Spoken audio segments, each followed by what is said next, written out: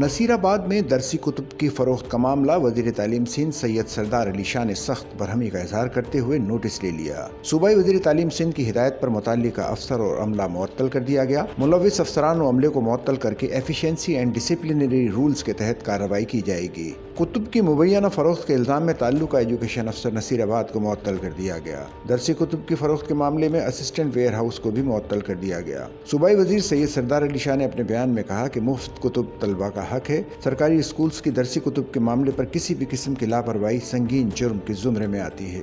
انہوں نے کہا کہ کتب کی فراہمی کے سلسلے میں کسی بھی قسم کی کوتاہی برداشت نہیں کی جائے گی۔